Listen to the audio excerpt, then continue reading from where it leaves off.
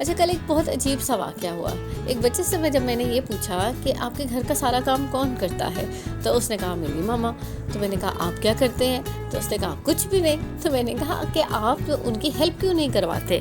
तो उसने कहा कि वो खुद तो सारा काम कर लेती हैं, हम उनकी खिदमत करेंगे जब वो बूढ़ी हो जाएँगी या जब वो बिल्कुल किसी काम के काबिल नहीं रहेंगी। तो I was shocked with the answer कि यार मतलब हमारे बच्चों की मेंटालिटी कहाँ जा रही है? हम या तो ये हम माएँ उनको सही सिखा नहीं पा रही हैं, या हम किस तरह से अपने बच्चों की तरबियत कर रहे हैं कि हमारे बच्चे ये सोच रहे हैं कि हम अपने माँ-बाप की खिदमत तब करेंगे जब वो बिल्कुल बूढ़े हो जाएंगे या तो ना मंजी पे पै जाना है। यार मतलब कोई उम्र होती है खिदमत करने की। तो मतलब मुझे उस बात से, उस बच्चे के जवाब से इतना मेरे दिमाग में वो बात अटक गई कि यार कहाँ जा रही है हमारी अगली नस्ल? हम अपनी अगली नस्ल को क्यों नहीं समझा पा रहे हैं या उनकी तरबियत क्यों नहीं ठीक ठाक कर पा रहे हैं कि उन्हें ये पता हो कि माँ की खिदमत या बाप की खिदमत करने का कोई वक्त नहीं होता है, उसके लिए आपको बुढ़ापे का इंतज़ार नहीं करना पड़ता है। और बहुत समझाया भी मैंने उस टाइम उस बच्चे को भी, और यकीनन वो समझ भी गया होगा, लेकिन फिर भी मेरे दिमाग में ये बात रह गई और मैंने ये सोचा कि मैं ये पॉइंट आप लोगों के साथ भी डिस्कस करूँगी कि हम अपने बच्चों को पहले डे 1 से क्यों नहीं ये बात सिखाते हैं कि बेटा माँ बाप की खिदमत करने का कोई वक्त नहीं होता है, उसके लिए हमें उनके बुढ़ापे का इंतज़ार नहीं करना पड़ता है।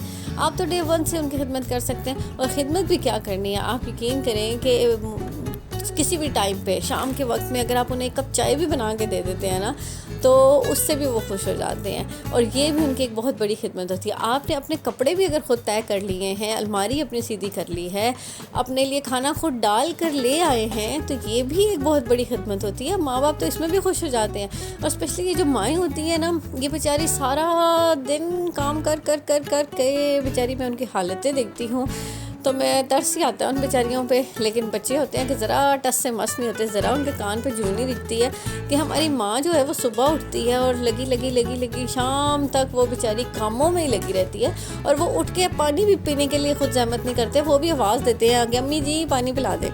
यार आप खुद उठें, आपके पैरों में मेहंदी लगी, आप नहीं उठ सकते हैं। और माएँ भी ऐसी है ना, बंदा बच्चों को तो कही क्या, माएँ भी बेचारी ऐसी हैं कि वो प्यार मोहब्बत में और वो सदके वारी जाती हैं, और उठ के उसे ये भी नहीं कहती कि पुत्र पानी तो आपे पी ले, नहीं जी पानी भी नहीं पीना उसने, वो भी माँ ने ला के देना है बिस्तर के ऊपर तो उस सरकार ने पानी पीना है, खाना माँ ने डाल के देना है तो उसने खाना खाना है। आप डे 1 से अपने बच्चे को इस तरह ट्रेन करें कि उसे बोलें कि पुत्र खाना मैंने बना दिया, जा अपने लिए भी डाल ला और जा मेरे लिए भी डाल ला।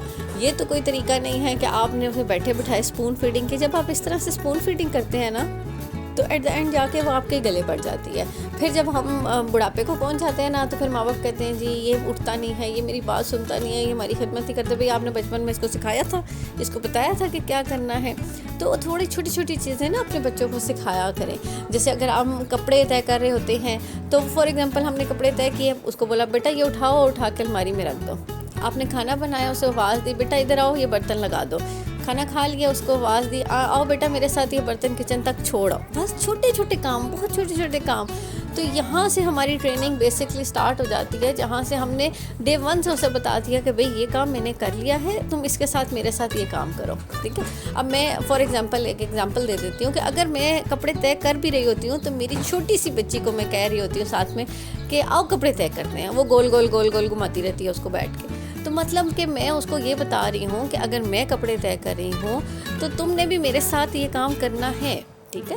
तो आपने ये ट्रेनिंग शुरू दिन से देनी होती है। तो प्लीज़ हमारी माँओं से रिक्वेस्ट है, ये जितनी भी हमारी प्यारी प्यारी सी माएँ खुद थकती रहती हैं बेचारी, डिप्रेशन में चली जाती हैं, पर औलाद को कुछ नहीं कहती कि नहीं हाय नहीं मेरा बच्चा बेचारा वो नहीं, वो बच्चा बेचारा आपका जो है ना सबके होते हैं, कोई मसला नहीं है। तो इसलिए बहुत ज़्यादा उसको दिल पे लेने की ज़रूरत नहीं है। उसे भी उठाएं, उसे भी हिलाएं, उसे कहें पुत्र काम करना है, थोड़ा बहुत आओ मेरा हाथ बटाओ, मैं तुम्हारे लिए इतनी मेहनत कर रही हूँ ना, तो तुमने भी थोड़ा सा मेरा साथ देना है, तुमने भी थोड़ा सा मेरा ख्याल करना है, और एट द एंड जाके इसका फ्रूट आपको बहुत अच्छा मिलेगा। यकीन करेंगे कि आपकी आधी ज़िंदगी आसान हो जाएगी। जब आपकी औलाद आपके साथ खड़ी होती है ना, तो आपकी आधी टेंशनें, परेशानियाँ, आधे काम सब ख़त्म, सब भूल जाते हैं आप लोग कि हाँ जी कोई परेशानी भी थी, कोई काम भी था, नहीं था।